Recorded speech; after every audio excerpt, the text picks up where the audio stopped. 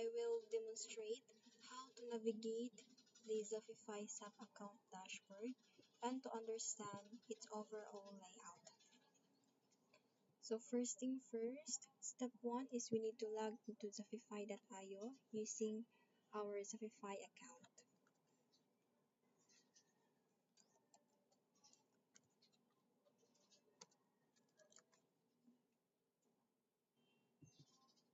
And then mag-send na siya og code.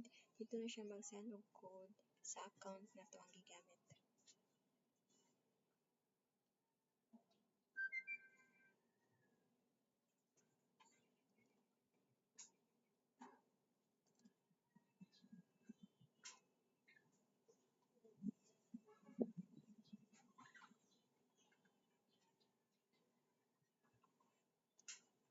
After na to maka-login, second step is on the left sidebar. So these are the left sidebar.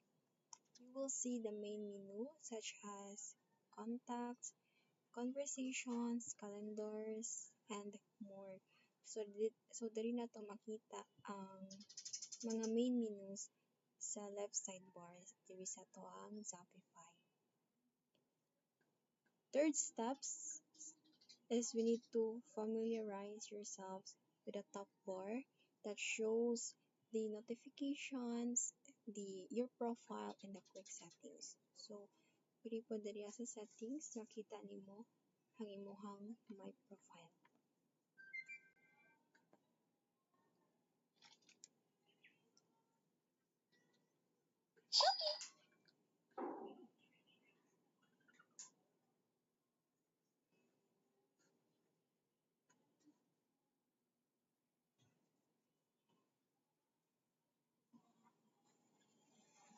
So, here, dali na ito makita na ito ang profile notifications.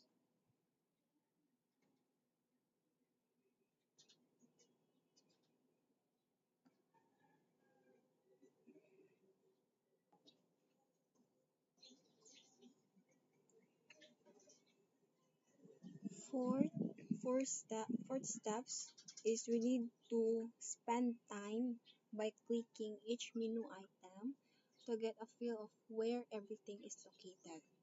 So, mag-spend lang tag time para mag-click sa mga each menu dali sa Shopify para makabalo ta kung aha siya na-locate.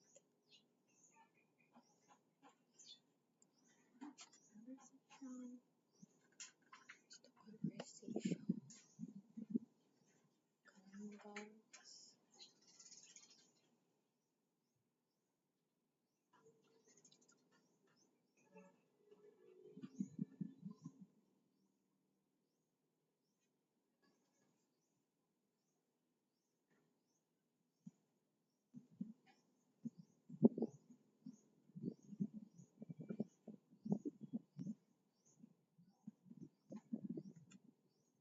So that's it, and that's how you navigate the Zofify dashboard. Thank you.